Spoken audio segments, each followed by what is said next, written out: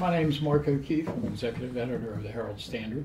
I want to welcome you to this editorial board meeting with candidates for the Laurel Highlands School Board.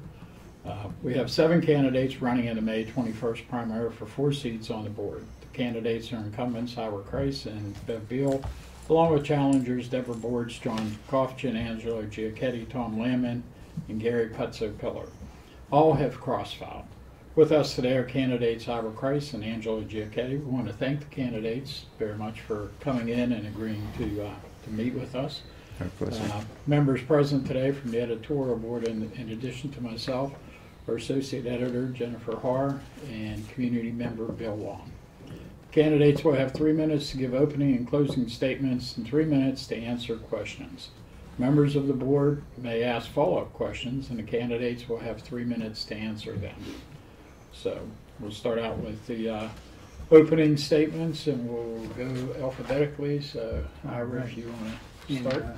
Angelo isn't first. Huh? Last name. I want to thank Herald-Standard.com and the members of the editorial board for the opportunity to present our views to the voters. Your time and learned consideration is really greatly appreciated. I wish to thank those voters that who exercised their rights in the recent presidential election. I'd also like to encourage you to continue those efforts in the upcoming election. The school board election puts in place individuals that make decisions that affect educational programming for our students, taxation, school district budgets, curriculum, policy, hiring, and employee contracts. And these decisions have a major impact upon all of us.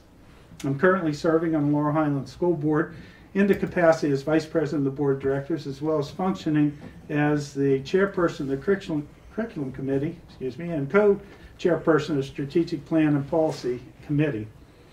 However, I've attempted to attend all committee meetings and hiring interviews, and I think my record will probably reflect about 95% of the time. I was elected to represent Laurel Highlands in on the Fayette County Career and Technical Institute Joint Operating Committee, where I act as treasurer for the vocational school and serve on a negotiations committee and policy and personnel committee. I'm happily married to Karen Chrise, who's a veteran teacher at Hatfield Elementary School, and we reside in North Union Township. We have 4 sons who attended Laurel Highlands School District from 1982 to 2003, and our boys participated in numerous extracurricular activities, including track and field, band, baseball, football, and golf. I have additional community services as coordinator of the handyman ministry with the Interfaith Caregivers here in Uniontown and Third Presbyterian Church. It's a non-denominational activity where we provide services to the elderly and those in need. Last year we completed some 34 projects for area residents. And I've also deployed over the past year for a total of 5 weeks doing disaster relief work and rebuild work in Arizona, Minnesota, Binghamton, New York, and Hurricane Sandy relief work on Long Island and in Queens, New York. I'm a U.S. Army veteran and a business owner here. As a retired central office administrator and former school teacher, I have the unique opportunity to have dedicated my life to the educational process for our children and have been able to give back to the community the experience and lessons that I've learned.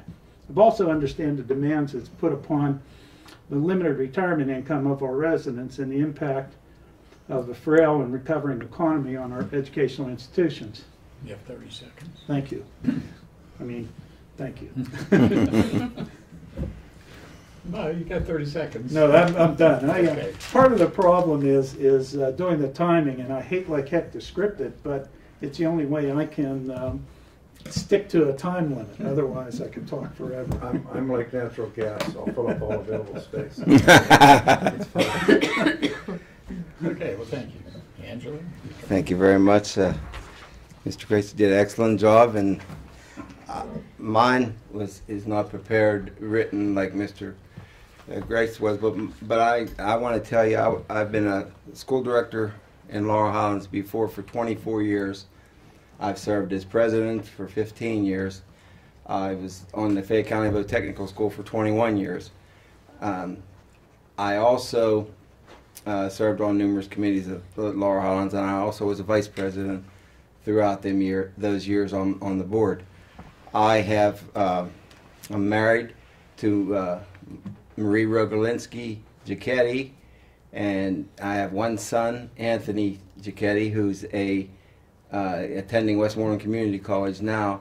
He is a junior in radiology, and he played football at Laurel Highlands and numerous other activities that he went. And he also went to Waynesburg University.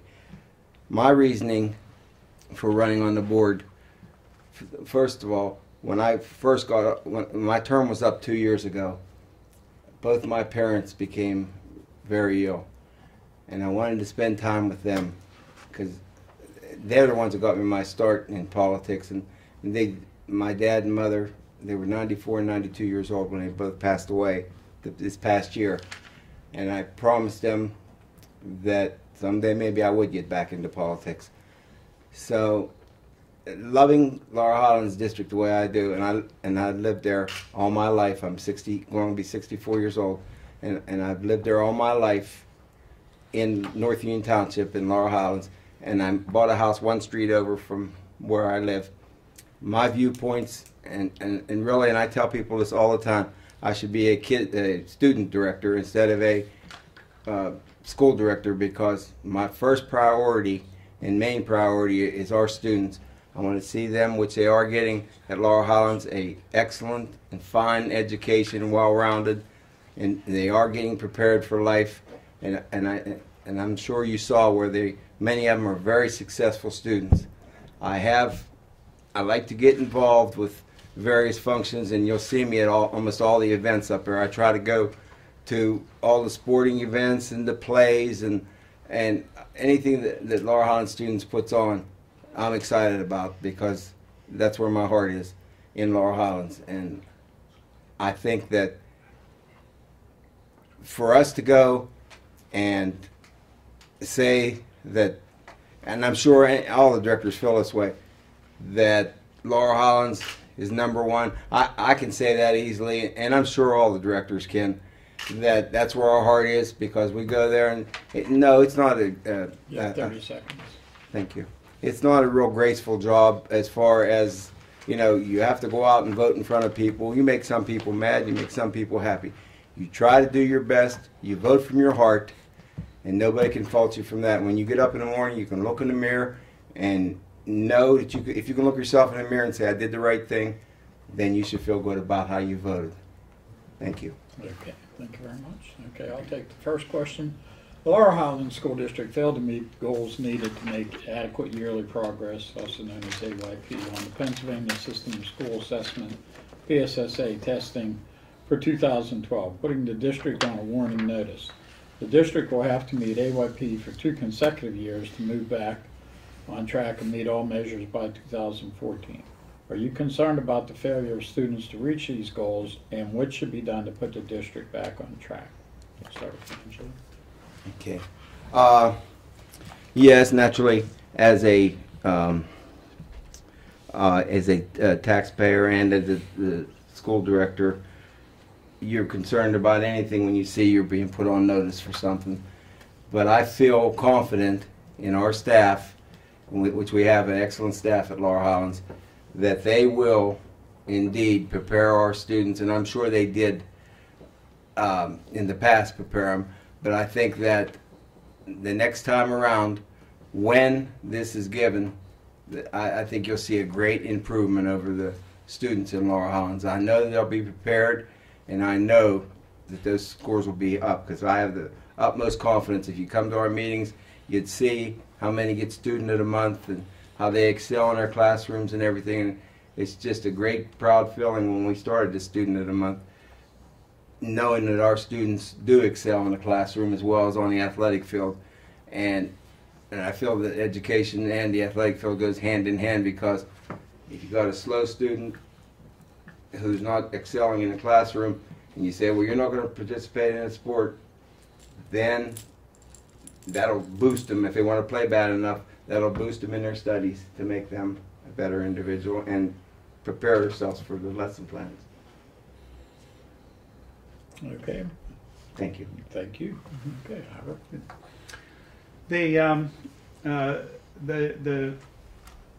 this using the PSSA as a measure of school performance is really fairly lacking in a lot of different areas.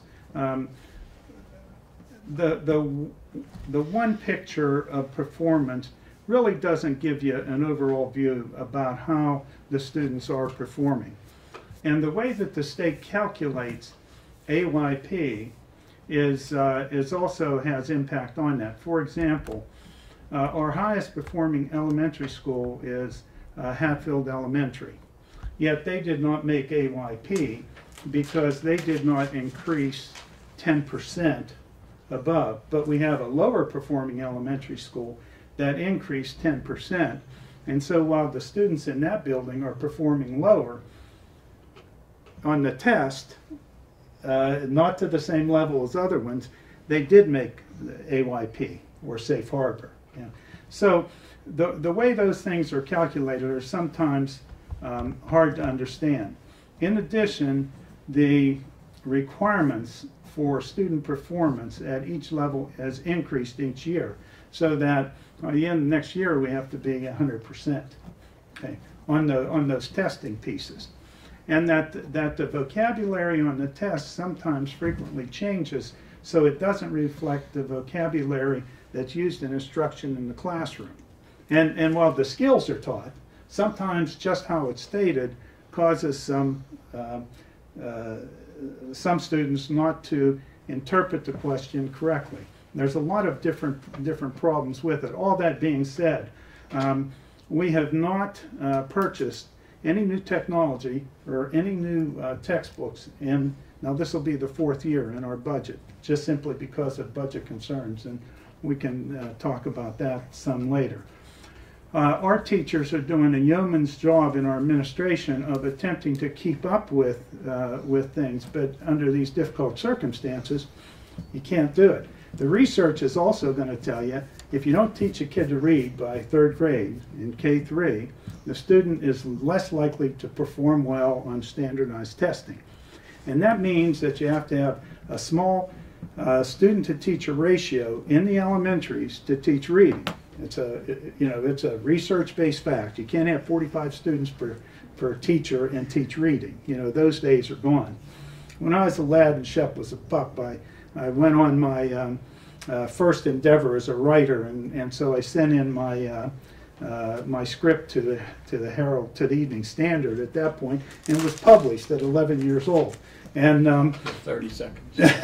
and what was interesting is that I never visited that, I never much thought about it, but how it kind of impacts you. And I look what I wrote in 1959, and then what the kids are writing today at that same age. There's an incredible difference.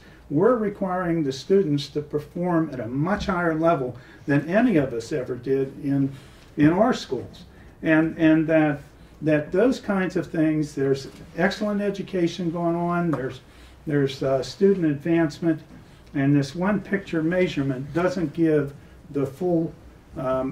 It doesn't give you a total picture of student performance.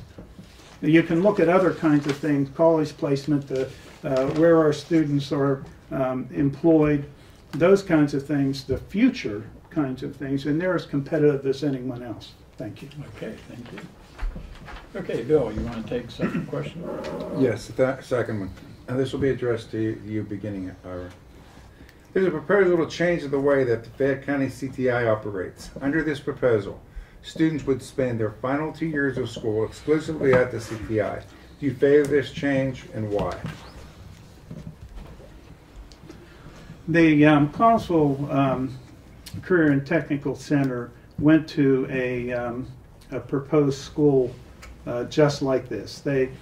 They're a self-contained unit in which all the academics in 11th and 12th grade, as well as the vocational and career labs and crafts and those kinds of things are presented.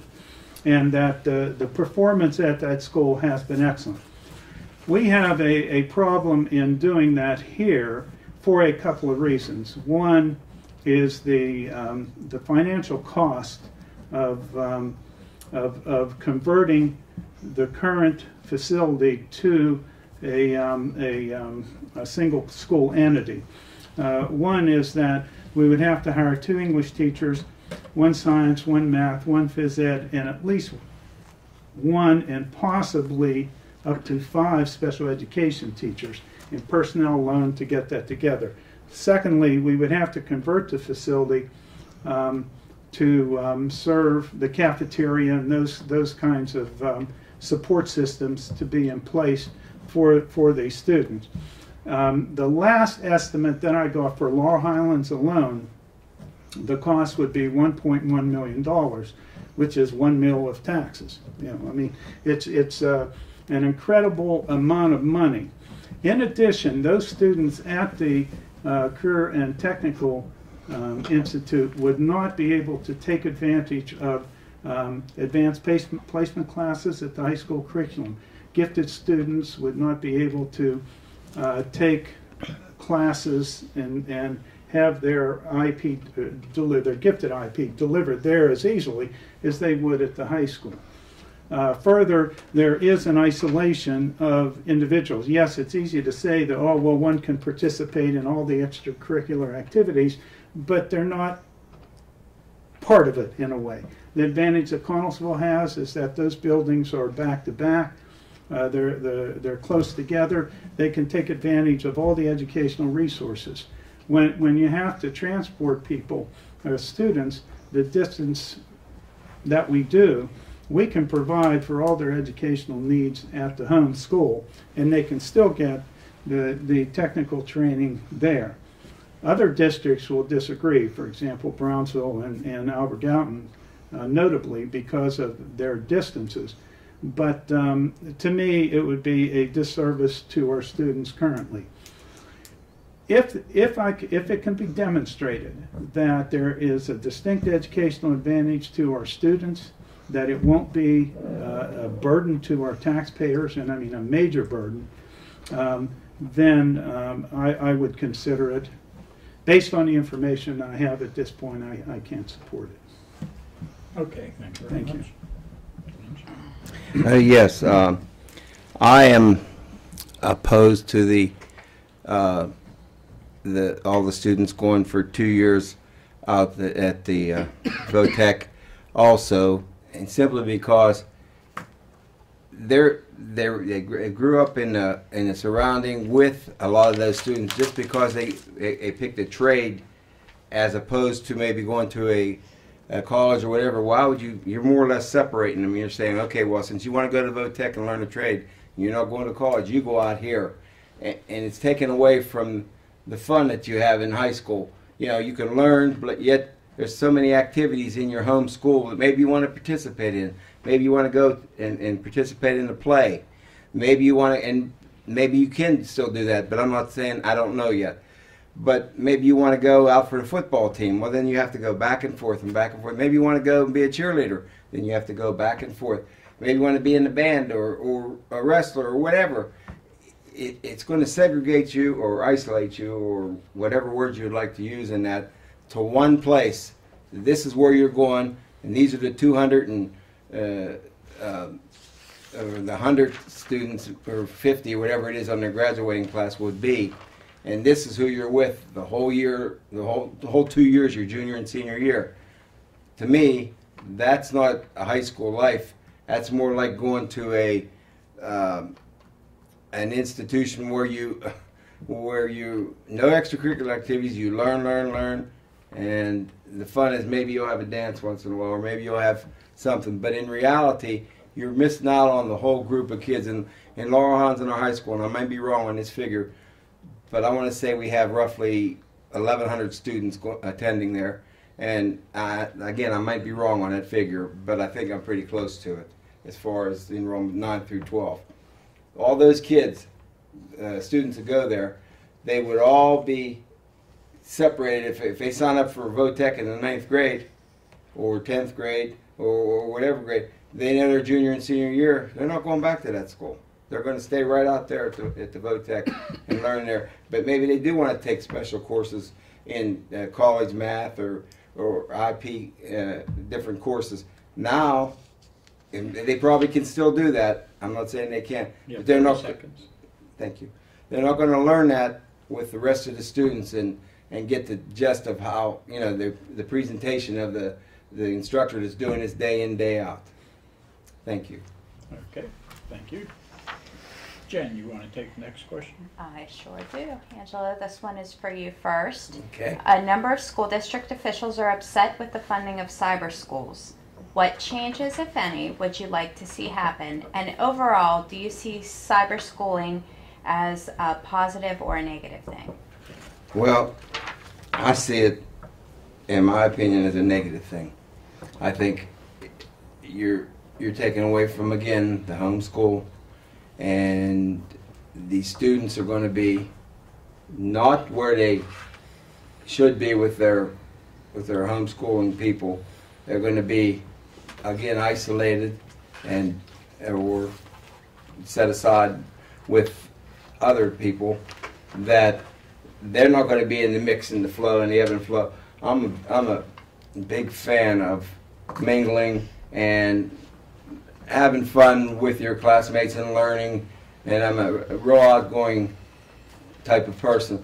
And I feel that you get a child that's a little bit in a shell, a little bit bashful, they're going to stay that way because they're not out there with those kids to see the day in, day out routine of how, you know, other people go out and go to parties and go to dances and go to proms and go to athletic events and eat in the cafeteria with all the rest of the people and everything. They're going to a school, you know, where they're going to a place to learn their education, where that's what it is, education. Maybe it's on a computer all day, maybe it's by an individual instructor, but whatever it is, it's still not the thrill of going to a high school and learning with everyone.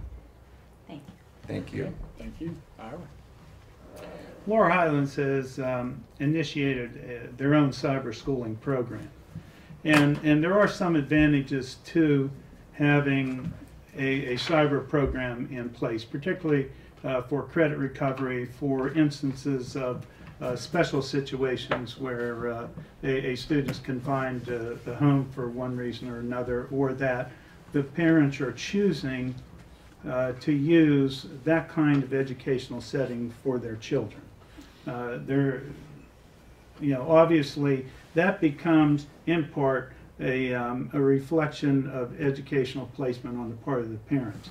I agree with Ange in that there are a lot of disadvantages socially for a student, as well as the ability to get customized instruction based on your own particular needs. When one doesn't understand a concept in cyber schooling, there's a delay in getting answers. There's a delay in getting help. There isn't the instantaneous reaction or interaction, that one can get dealing with this student face to face. There is also the other disadvantage of socialization activities for many of the students. They could become more isolated. It's a lot easier not to be competitive and those kinds of things, and it's not a real world setting in many instances. I know that more and more people are working from home, but one still has to interact with others, and you have to have a setting in which those things can happen. The drain on the local revenues for cyber schooling is absolutely incredible.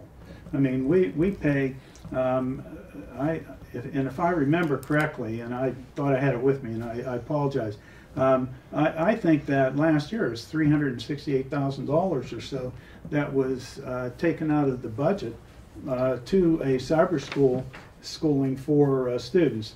And the initiative that we have put in place, and hopefully with state legislative action, will require the students to first consider our own cyber school as opposed to just anyone.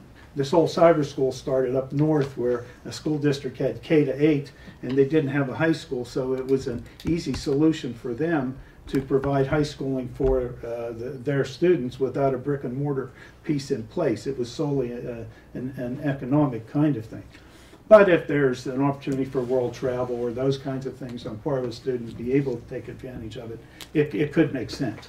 But overall, I think the kind of setting that we have gives the most opportunity for a student. Thank you. Let me just ask you both a question about the whole cyber school thing, and maybe you can correct me if I'm wrong. But my understanding of it is where the cost comes in is that basically you have to pay the cyber school the cost of educating a student, and whether that's 10,000 or 12,000 or something like that. There's a number out there. Right. Yeah. And theoretically, the problem that school districts have, and the problem that kind of everyone should have, is like, why should these cyber schools be getting? Obviously, it costs a lot more for Laurel Highlands to educate a student theoretically than a cyber school. They don't have the brick and mortar. They don't have the maintenance. They don't have all the teacher staffing and stuff like that. But is there a number? I mean, obviously there has to be some kind of number. You know, what do you think would be a fair number? If it shouldn't be a full reimbursement, should it maybe be a third or a half, or you know, what do you think would be kind of maybe more of a reasonable compromise or whatever? The amount of monies that it costs is between, really, it's $8,000 and up. If you have a special needs student with an individual educational program, that cyber school could cost $20,000. I mean, it's and there's no accountability. Okay, I don't mind if private and public schools, cyber schools and charter schools have to operate under the same conditions. You know, you're going to give all the kids the same testing. You're going to require the same advancements. You're going to require the same performance on the part of the school, staff, and students. That's fine with me. That puts it on level playing ground, but there's no accountability. Very frequently what happens, and it contributes to our dropout rate, is that students enroll in cyber school, and I'm talking about the kind of student that maybe he's having some discipline problems, or the parents having trouble maybe getting them to school. In school, they shut down. They don't want to have anything to do with what's going on. For you know, like that kind of student. Well, the easy way out is go to cyber school, because you know, I can sit at home and play with a computer. A year goes by and the student has done nothing.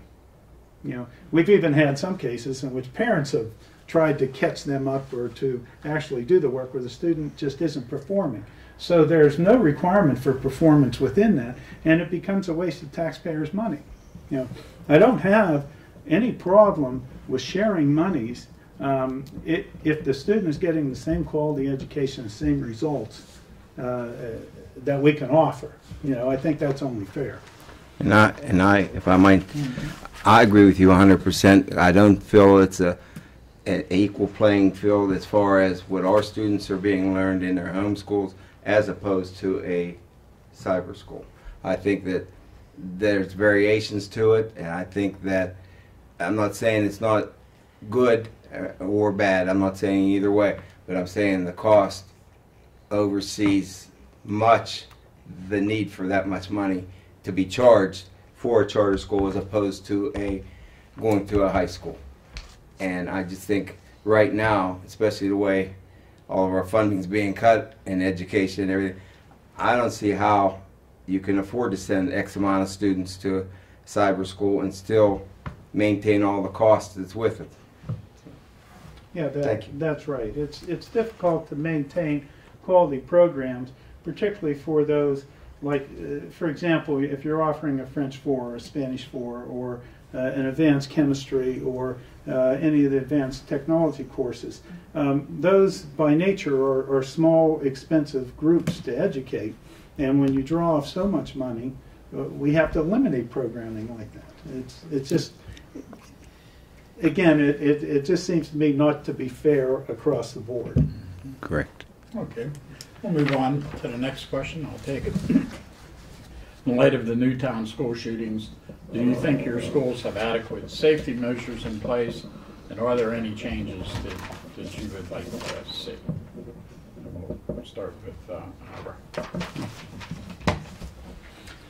The Laurel Highlands School District has been actually doing cutting edge kinds of things as far as school security is concerned. Recently, we had a staff in-service in which the state police, we did a simulated shooter in the school event. The administration, in essence, and were teachers. The teachers were students in classrooms, and there were different scenarios that went on to demonstrate to all staff members about how to respond and what to expect in these situations. We have increased, and that was received well by all. I think from the state police standpoint, I've been told that it gave them familiarity with the buildings, with the staff, and kind of what to expect. The staff now understand better what would happen if the police have to come in, and how do you provide for the safety of all students. You know, geez, in Connecticut, the teachers responded really in an outstanding way of protecting the students, but there was really no protection for them, you know, and that we have had in place, now prior to that we've had in place camera systems and entrance systems and identification to enter a building and those kinds of things. The buildings are locked. Now, you hear on television, well, it'd be really one of the chief security pieces is to lock the doors. Well, you know, the problem is with our schools, they're not air conditioned. You know, if you have 45 days of temperatures where it's high, you need the ventilation. The ventilating systems are designed to cross-ventilate and those kinds of things in buildings. It's impossible to do some of the measures, you know, at least at this point. But we've increased the number of security guards at the elementary level, and there have been numerous proposals across the board from arming teachers and administrators to to doing complete lockdown on schools with bars and those kinds of things. So there's been a lot of different ideas projected, and I think that our district has come a long way in preparing anyone, both students and staff, in the event of an emergency. 30 seconds. Thank you. That's it? Okay. Thank you very much. Okay, Angelo. Yes. First of all, everybody knows that was a total tragedy what happened, and that's not the first time it happened. Thank God it wasn't around here, but regardless of where it was, it still hurts as much, not even knowing those people. And I was so proud to see in the paper where Laurel Highlands initiated this program through the Pennsylvania State Police and our security at Laurel Highlands, and where we had this mock, like as Ira said, we had the mock event that took place with different circumstances involved in it, and the teachers were the performers in it, I guess you'd say. And I think that everybody participated in it. I think it was a well-educated and well-planned event that I think would only be fruitful for everybody in the district. And also it shows the people in Fayette County and the parents that we have at Laurel Highlands that we do want to take the initial steps. Definitely, you don't know when it's going to happen, you don't know if it's going to happen, but you at least got to start somewhere and prepare yourself for it. Hopefully it never happens here, but again, who knows what goes through the minds of these people who do these tragic things. So therefore, if they know a little bit about it and they say, oh, you know, we went through this training, I'm not saying everybody will react in accordance and properly and everything, but if one person does and it saves someone, then it was all well worthwhile. The cost is secondary when it comes to the safety of our students and our employees at Laurel Highlands and our citizens in Laurel Highlands. The way I feel about it is there's no cost or no measure on safety. Whatever it costs, you make do and you do without something, but you have to ensure the best possible safety for our students at Laurel Highlands, and I hope and I'm sure that the other school districts feel the same way as I do about that, because life's too precious to put a price tag on it. And if it's going to cost X amount, well, so be it. Just like Ira said, we don't have air conditioning and we have to leave the doors open. Well, we do, and we don't have air conditioning. I mean, that probably should have been put in, but who thinks about the cost at the time, and actually, do you need it because you're not in there that long? And in the summer months, you're not usually. Thank you. You're not usually there in the summer months to when it's really hot. But I know, like in the spring, it gets hot sometimes, and in the fall it gets hot sometimes. But I think we're just going to have to bear it. Thank you. Okay, thank you. Okay. Bill, do you want to take the next question? Yes, initially will be addressed to you, Angelo. Okay, thank you. State Representative Tim Mahoney has proposed consolidating school administrations in Fayette County with voters electing one school board. Are you in favor of this change, and can you explain why you're in favor of it or against it? I am against it because I feel that the people in the individual districts who run for the school board are, and not that he said they're not, but are responsible people. We know the needs of our people. If you go with the statewide, or you're handling it with someone else, they don't know the needs and the wants. We got put in a bad situation right now, and not by our doing, or Uniontown's doing, or Brownsville's doing, or Albert Gallatin's doing, or Fraser's doing, by the governor. And I think a lot of ways to alleviate this, instead of making us keep on raising taxes and raising taxes, I think if it put a 1% tax on everything, that would help out a lot, immensely. Instead of the individual districts raising their taxes and continuously raising them, you need to have a sales tax on everything. Maybe a 1%, a 0.5%, and I know it doesn't sound like a lot, but it adds up throughout, you know, the amount of people that purchase various things in the county.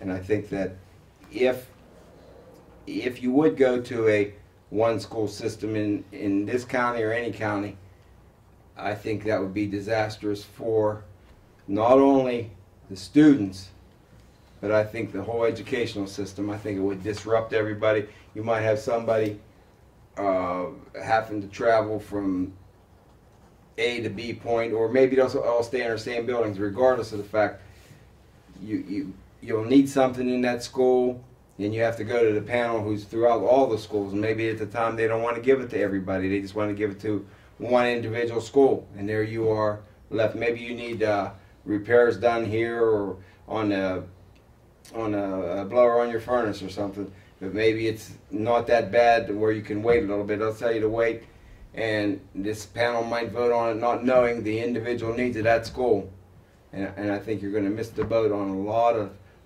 of individualization in the district, where people have 9 voices to talk to, whom they know, whom they voted in, as opposed to this one group of people who's going to run all the schools. Thank you. Okay, thank you. Okay,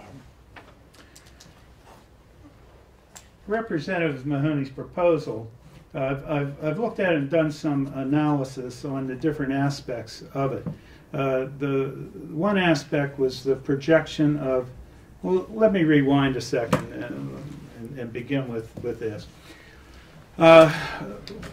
In the 1970s, the special education services were provided at a county level here in Pennsylvania, and that's when the creation of the intermediate units began. And so the intermediate unit was developed as a combination of special education officers for Fayette, Greene, and Washington counties. And the kinds of things that they went through to consolidate, to deliver those services as required by the state at that point in time, and ultimately became very successful with it. There is evidence that a consolidation can provide a lot of different services and positive services for our students. However, the cost projections that were part of that study, they indicated that there'd be a $20 million savings. And I have to beg to differ with that number. There's a possibility after 5 years of having a $10 million savings throughout the county. But what was not addressed was the makeup of the central office, the location of the central office, how that facility would be funded, and so forth. And that then, from that, what would be the consolidation within the districts. The Connellsville School District had a better proposal for consolidating their schools and are in the act of doing that at this point in time, and was actually saving more than what was projected in that study. The study also indicated that one elementary school would be closed in Laurel Highlands, but there's no indication about where those students would go. You know, where are those students going to be absorbed? You know, it was, we're going to close an elementary school in Laurel Highlands, but the rest of the schools don't have the capacity to absorb those. So, you know, what's going to happen? In addition, the proposal originally had talked about the county commissioners appointing school directors, and then I think in the last study was some kind of a general election.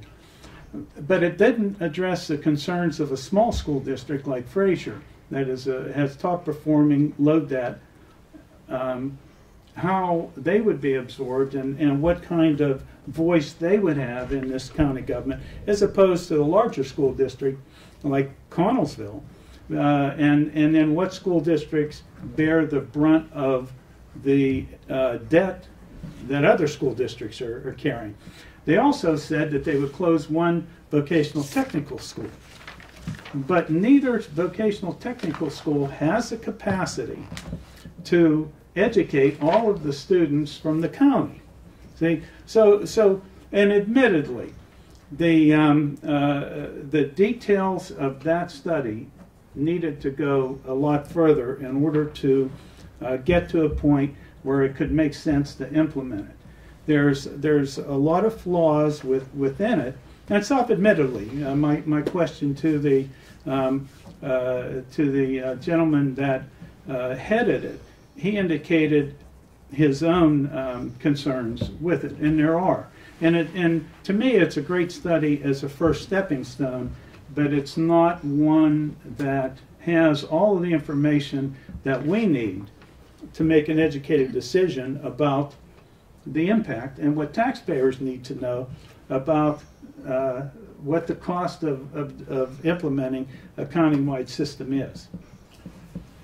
Let me just ask both of you what some of your thoughts might be on this subject, because one of the things that they did mention, and there's pretty much no way of getting around it, is the declining enrollment throughout all of the school districts. And I think it kind of varied from 10% to 15% just over the last 5 years.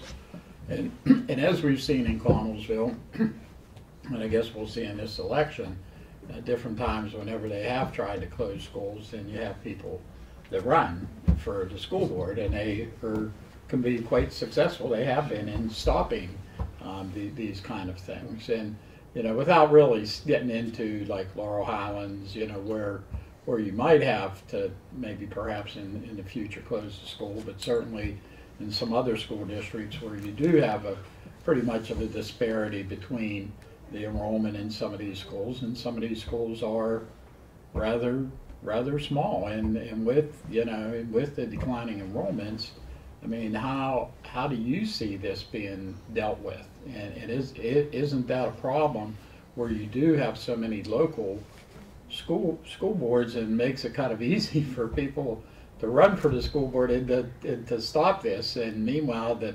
taxpayer, you know, is going to be forced to pay for kind of an inefficiency here. And I'm sorry. That's all right. Go ahead. Go ahead. I'm sorry. One of the most, and you know, this begins to speak, I think, to the question. One piece of advice that I got when I ran for school board was that if I was going to give out, say, pencils, and that, make sure I had red and blue, so that I would cover North Union and South Union. There was still that. You know, that you have that history. The hardest piece to change is education. I mean, you know, of all the different changes that we go through, the hardest piece is change in delivery of education, and you know, because we all have roots in it. You know, when you say, I went to that high school, and then your high school no longer exists, but you want something that represents it. You know, for example, Brownsville still has Redstone Field because of the heart, right? The local heart of the whole thing. The declining enrollment.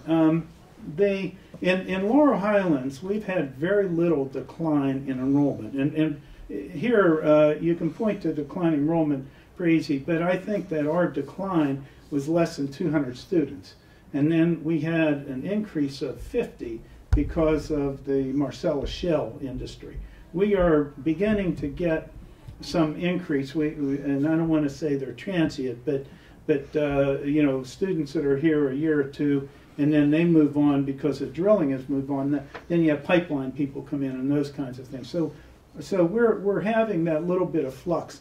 The problem is with 200 students over 12 grades, you can't close an entire building. You know, it seems at first you know, okay, but it may only mean, you know, a few per grade level. And then that's where it's very difficult.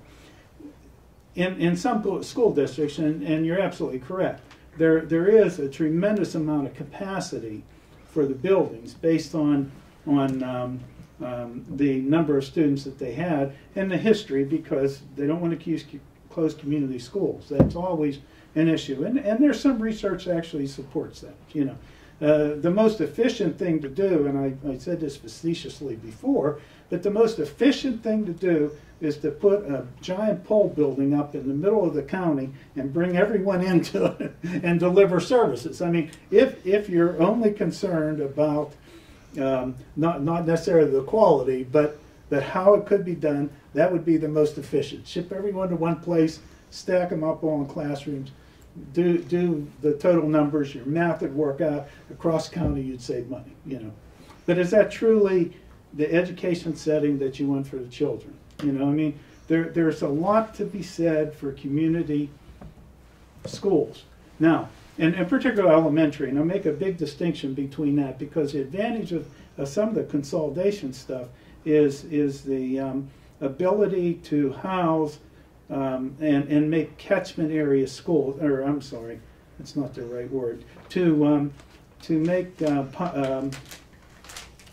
make schools that specialize in a particular field. You have the School of Science and Technology, you have the School of Arts and Humanities, and that when students have an interest in those fields, they can go there, and that's something that's very difficult to provide at this level, but could be done with a county system. Mm-hmm. Functionally, the schools could still do that. You could work within the county to say at Uniontown we're going to do this, at Laurel Highlands we'll offer that, and you could still do those kinds of things. And I think you're seeing more cooperation between the school districts, and ultimately may lead to a you know, maybe a grounds for consolidation. If I could add in there, I agree to disagree with as far as the North and the South myth still going on. And I'll tell you why. I graduated from the first Laurel Highlands class in 1967. So I just told my age again. But anyway, I played football, and I remember that first year they said, well, And I went to North Union 11 years. In my senior year, now we're going to combine the teams. Everything's going to be with South Union. Although they went on the south side to their school, we went on the north side to our school off of Cool Spring Street. We had to unite and play together as a team. Everybody said, oh, they'll be fighting every day in, day out. And there was some districts who, like Redstone and Brownsville, they were fighting in the middle of a scrimmage one time. But our students, and not to say that we're different than they are, but we all got along, and it seems like now, and my son graduated from Laurel Highlands, and I tell people I graduated from Laurel Highlands, but in reality I could say I went 11 years to North Union, and my senior year I went to Laurel Highlands, but it was still Laurel Highlands. I think that myth about Laurel Highlands North Union and South Union, I think it is a fading thing in the past. If you talk to the students now in the school and you say, oh, where are you from, north or south? They'll tell you the street a lot more than they'll tell you north or south, because that is a fading thing. And I asked the kids a couple times about, well, are you on the north side or the south side? Well, I live on such and such a street, and they tell me the street, but they didn't say north or south. And then I knew the area, and I was one of the ones, and I don't know if anybody remembers this, but that pushed for voting at large, because I feel that I was a North Union director, and we had regions 1, 2, and 5. I said, let's go, and Joy Grace Cherokee and Judy Brow, God rest both of their souls. Well, Judy Brow still living. Joy Grace passed away. They were for consolidating the voting throughout the whole district at large. And 3 or 4 times it came up, and 3 or 4 times it got shut down. Finally, it did pass. And I think it's great that because we represent the whole district, we just don't represent the north side, and South Union people just don't represent the south side. So I feel that by us voting at large, we can say, you know, if somebody from South Union or on the south side comes to me and says, hey Angie, we want to know what unions are planning on doing to such and such a building. Well, I can honestly answer them, because my concerns are not only on the north side, they're on the south side, they're, you know, on all of Laurel Highlands District. And that's why I feel that, you know, that myth is gone. Okay. Oh, and I agree. You know, you're right. The kids they're just fine. Absolutely. Okay, we're going to move on to the next question. I think it's your turn there, Jen. It is, and I'm pretty sure this one's coming to you first. Am I right, Mark? No, it's actually Okay. Oh, you want to leave me second? No, You can I'm leave. sorry. It's not right. Okay, I thought He was right. I kept it straight, Last but one, yes. okay. The Fraser School District remains the only school district in the county with an anti-nepotism policy. Would you like to see one in place for the Laurel Highlands School District? And can you explain why you're in favor of or against it? Sure. The difficulty with the notion of anti-nepotism is that there's a possibility of eliminating extremely qualified and the very best candidate from a position. And there also is that danger of putting someone in place that is not qualified, but because of who they know are elected there. All that being said, we're in the process. We just had a policy committee meeting on the 27th, and we reviewed and talked about an anti-nepotism policy. I've advocated all along a blind portfolio evaluation of candidates, and so by example, what I'm saying is I'm advocating to quantify the qualities of candidates for a position, quantifying the qualities. And here's an example of what I mean by that. You can eliminate nepotism by putting in place a system similar to what I have been proposing. A series of points that are awarded for different categories of qualifications. For example, on interview questions. We had a recent administrative placement, and that what I did to determine who I thought was the best candidate was that I used a system similar to this. The interview questions, there were 10 of them, and I awarded 2.5 points for each question, with an explicit answer to that question. Not a general answer, but the qualities, the specific points that I was looking for that. And they were excellent questions, by the way. And so you'd award 2.5 points for each interview question. Then, in terms of educational background, for example, you'd give 10 points for a master's degree, 15 points for a doctorate degree, and then 5 points for each area of certification. See, a way of, again, quantifying what that educational piece is. Currently, one gives our current system is one gives 25 points for the interview questions. So one can sit here and say, well, I think that's a 22, or I think that's a 15, but not being explicit about how those pieces occur. Further, experience. Now we're looking at elementary position. So I'm saying, all right, if you taught in the elementary K-6 for 15 or more years, you got 20 points. 10 to 30 seconds. Thank you. 10 to 14 years, 10 points. 5 to 9 years, 5 points. That gives you an experience number as well. If there's experience in secondary, you are awarded points. Experience as an assistant or acting principal. Then it was less than or more than a year, you got 20 points. Less than a year, 15 points. No experience, 0. Experienced as extracurricular sponsors, and you award points for those different activities. Experience in administration or teaching at the assigned building. One has to have a sense of the culture of that building, and I think that piece, but that's open for debate. I don't care how that part falls in place. Contributions to the district educational process. If they served on committees, they'd be awarded points for committee service for those kinds of things, or on other committees outside, if it's a candidate outside the district. The fit of the candidate to that setting. You know, there's something to be said about, say you have someone who has the exact same number of points. One has high points because of educational background, one has high points because of experience. You have to make a value judgment about which one of those people is, so that's where a fit would come in. If you thought that you needed the experience to someone hit the ground running right off, then they would be awarded points for that. And some of the other things, professional dress, veterans preference would get points. And then at the recent committee meeting, there was some proposal for a point if you lived in the district and a point if you're a graduate. But a system that would be explicit, and then it doesn't matter what your name is. Okay. You have a number that goes with your qualifications, and you hire the best. Okay. Thank you. Okay, thank you. Okay, Ange? Yes. Am I for a nepotism policy? I think in reality we do have one.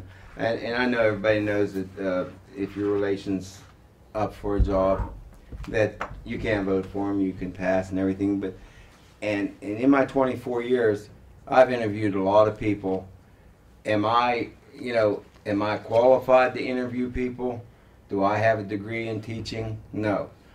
I have common sense, and I have a heart that tells me, do I feel I want my child to go and be before this person?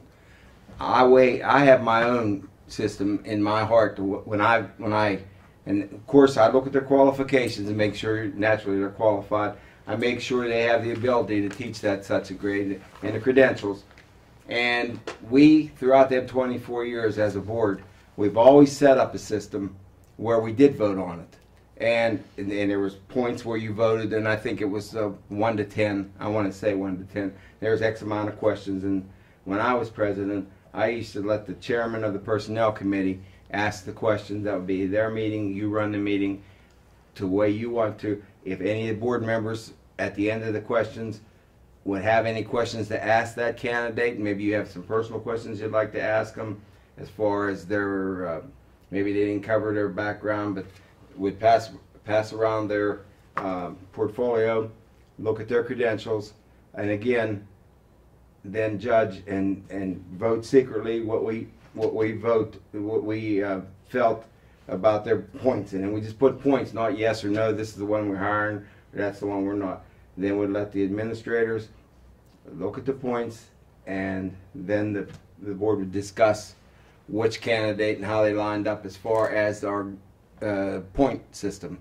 I did hear about the meeting the board had now about the anti-nepotism policy, and then there was a lot of good points brought up.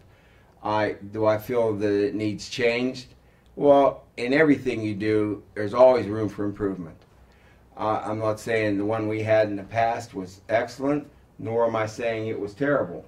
I think we hired a lot of excellent candidates. I can honestly feel in my heart that the people that I voted for the various jobs, that I felt in my heart that they were the people for our children in Laurel Highlands. And there I go again, going back to the students.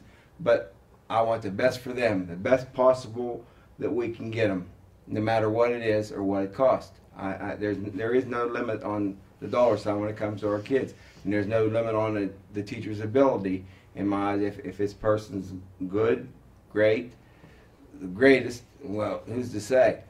But I know this: if you see and they have a good rapport, 30 seconds. Thank you, and they have good rapport with their college, that they excelled in certain. When you look at their college transcript and see what they did, and you look at their credentials and you see what they did, and yes, if you look and say, oh, this is a Laurel Highlands graduate, so in your heart, and even though you don't want to, well, I guess you do want to, you'd say, well, I got to give them an extra point for being a graduate and living in the district, because there are homebred students. Not that if they don't qualify, you're going to automatically push them above, but you are going to add a little something. I do. I shouldn't say you are. I say I add to that overall picture, whether I know the candidate or don't know the candidate, because this should all be kept confidential, and it shouldn't leave the committee area. Maybe it does get out sometimes, but in my heart, I know that when I say something, and I would hope that we were all adults enough to keep it in a strict confidentiality, and that's all the further it's going. And that's what I feel about that. Okay. Thank you. Thank you very much. Okay, I'll take this will be the last question. Governor Corbett has made a number of funding cuts for school districts across the state. How do you think the cuts have affected the Laurel Highlands School District, and are there any programs being cut that you would like to see brought back? We'll start with Angelo. Yes, I think that Governor Corbett, when he ran, he said he was going to cut education, and he sure did. And I think the only people that's getting hurt is, again, the students. I think that whatever reason that he has in cutting all of the needs that we need for the programs, and there are some programs cut, and there are some, like I already said, they haven't bought textbooks for 4 years. When you look at your budget, and then you look and see what the governor allotted the school district, and you look and say, oh my goodness, where are we going to get the money from? Is it fair to penalize the taxpayers? No. When especially a lot of these schools, and that's why I said about the renovation at Laurel Highlands, is it going to be beautiful when it's done? Yeah, I'll agree with it, it is. Did I vote for it when I was on the board? No, not for that type of a building. We voted originally for a $40,000 school, and it exceeded that, and it exceeded that by $40 million school, I'm sorry, and it exceeded that by $2 million. I think a lot of the stuff that's in there now, up and foremost, I think we should be worried about the safety of the school first. The rest of it, if you have the excess money, that's fine. If you feel it's going to cost you more, then you better reconsider maybe. Right now, we got a declining enrollment, but as Ira said, there's 200 more students coming throughout the whole district. But we're putting 10 classrooms on. We have a swimming pool that we filled in, but yet we're going to build another one. I think all these things could have been reevaluated and did it in a safe manner, but in a less costly manner. So that the burden of the taxpayers is not falling all on them constantly. Because we're in a depressed area, and money's not falling from the trees, and it's hard for people right now to meet their bills as bad as it is to pay taxes and for extra things that right now we can't afford. And I think the governor was very instrumental in crippling the districts as far as taking that funding away, making us cut programs, doing... You have 30 seconds. Thank you. Doing various things to the district that education's being put here, and maybe his other priorities are here, when again, if he had to put a tax on everything, a 1% or a 0.5% on everything, as opposed to none of it, it didn't seem like he did, we would have excess monies to help anyway, and it wouldn't have to raise the taxes as much. Thank you. Okay, thank you. Okay, Ira. Since 2010-2011 school year, when the monies that we received from the state was $15,390,000, compared to the proposed state funding for this year is $13,545. So we will be getting less from the state in the tune of $1.8 million than we did in the 2010-2011 school year. The effect and impact has been just terrible on our delivery system, on our employees, and on the taxpayers. We laid off 27 people last year and rose taxes $500,000 in order to balance the budget. Along with that, we have purchased no new technology, no new textbooks, and the shame of it is that in some cases we have textbooks that are copyright back in 1998 or something. I mean, it's just an injustice to our students. The state has an obligation to fund public schools, and it should be done in a manner, in a way in which provides some equality for all of our students. We have some neighboring school districts just north of us that spend $31,000, $32,000 per student, and we spend about $8,500 per student. Okay, we are operating on a bare bones piece, and that if it wouldn't be for sacrifices on the part of some teachers, we had some teachers retire so that others wouldn't be laid off. We had one gentleman that took a leave in order to save a position. I mean, you know, the teachers have frozen their, have accepted a pay freeze. Administrators have accepted a pay freeze. There is little left that we can do to balance the budget. Now, you know, we're looking at, a much-needed renovation. We have a building that was built 40 years ago that hasn't been updated, and that absolutely had to be renovated. We had cement falling from the ceiling in the pool, and that's why the pool had to be relocated, because of the new requirements for the swimming pool. Now, it's easy enough to say, well, why do you need a swimming pool? You know, that's easy enough. But one of the, and I believe, if I remember correctly, the third leading cause of death for kids is drowning. You know, it's extremely difficult to learn to swim in a 3-foot pool in the backyard. You need to be able to get instruction that teaches kids how to move through, and one of our requirements for physical education is swimming. You know, it's a make sense kind of thing. 30 seconds. It only promotes things for our students. Yeah, the renovation is expensive, and yes, but it's also just when nothing is done for so many years, something has to give, and that's what's had to give. And you can debate about the number of rooms, but those were projected on the needs of what we have, and we could debate that for a good while. Most important is that in the end, our students will be provided with what they need to gain an education and be competitive. And that's what's important. That's the bottom line. Okay, well, Thank you. I'll take up your time. Okay, now we're going to go to the closing. You'll have 3 minutes to talk about anything that you want to talk about. We'll start with Well, here, I just ask that you vote for me if you're interested in someone whose main concern is the quality of education for our children. I've been involved in public and private education for some 38 years and have enjoyed that experience. Now, this is my chance to use my extensive know-how to return to the public the benefits that I've received, and that's my sole agenda.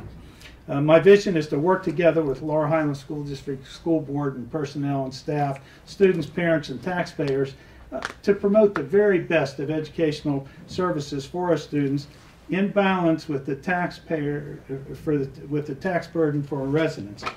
I'm a retired supervisor of special education with Collinsville Area School District, and I have extensive experience in District Central Office Administration. I'm the owner of Northwood Construction and Supply, and with over 45 years experience in residential and commercial construction. I'm a U.S. Army veteran. I served in air defense systems analysis, operations, and intelligence. I have current and up-to-date understanding of educational curriculum and effective research-based instructional practices. I have expertise in special education. I also have been involved in strategic plan writing and experience in helping develop district feasibility studies for construction projects. I've been involved in 6 school construction projects, including planning and implementation meetings. I have some knowledge of budget analysis and preparation, vocational school involvement and training, and knowledge of current trends and practices. I have a cutting-edge knowledge of technological innovations, including educational hardware and software. My educational background includes a BS in education, a Bachelor of Science in Education, in secondary earth science, elementary education, a Master's of Science in education and special education, and a secondary principals program. All those were at California University of Pennsylvania, and a certification as supervisor of special education from the University of Pittsburgh, and I'm a trainer in nonviolent crisis intervention. I've also provided training at the Pennsylvania Department of Education in Harrisburg in teaching strategy, supervision, and evaluation of teachers, and implementation of inclusion practices for special ed students in school districts. Some of the current issues facing our school district: proposed changes in property tax and earned income and sales tax increases to fund education, pending financial crisis in the school district in Pennsylvania related budget situation, renovations at the Laurel Highlands High School, nepotism, consolidation of Fayette County school districts, and changes in the Fayette County Career and Technical Institute delivery of services to high school students. Laurel, 30 seconds. Thank you. The Laurel Highlands Administrator reported that they are preparing possible solutions to address our budget deficit. Their ideas including reducing personnel, spending cutoffs, and ways of increasing revenues. I don't have to tell you that in some school districts they have totally eliminated extracurricular activities. You know, that would save us $600,000. I'm not advocating that. I'm just showing that how extensive these this funding from the state has impacted us locally, and you know, with layoffs and increase in taxes.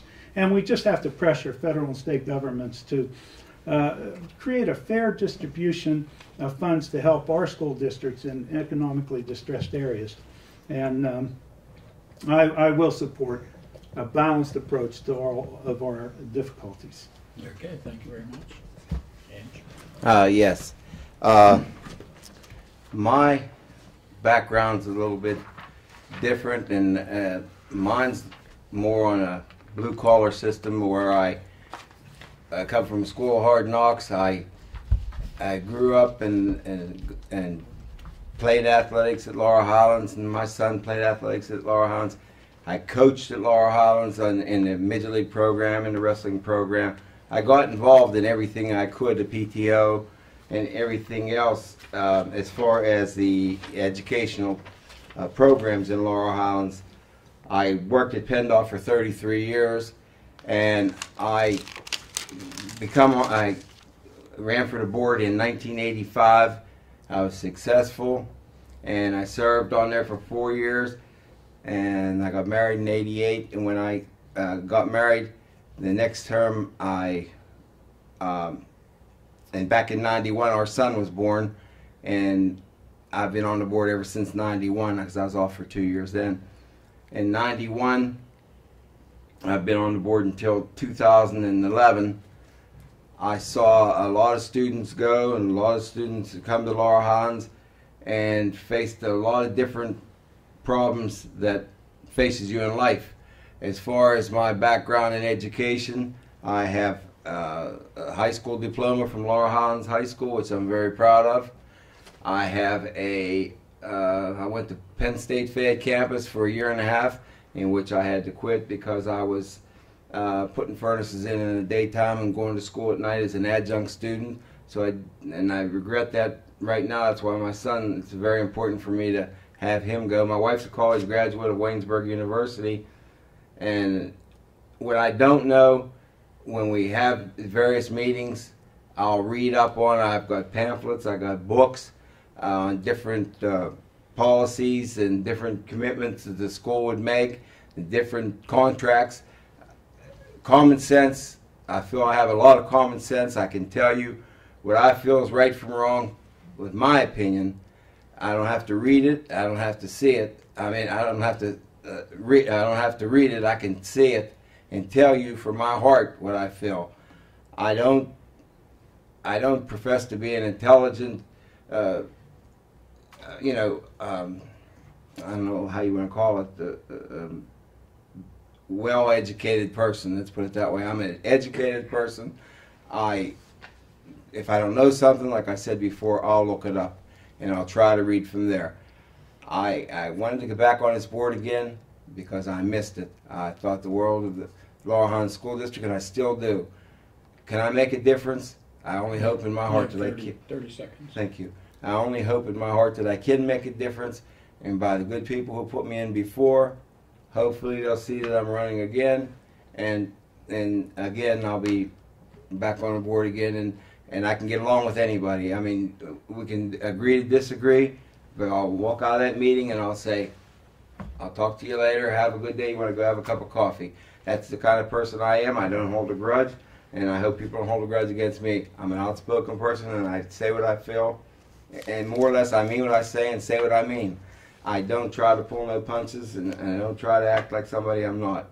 I'm just a down-to-earth, common, retired person now. But I want to thank the Herald-Standard for giving me this opportunity to talk, and I think it's really great what you people do to let us candidates come and talk before you about our viewpoints on various questions. I didn't know what the questions would be. As you can see, I wasn't prepared. But I do know in my heart I answered it from my heart. Thank you. Okay, well, thanks again. And once again, we want to thank the candidates, Chrise and Angelo Giachetti, for agreeing to meet with us. And I want to thank you out there for watching. We'll see you later.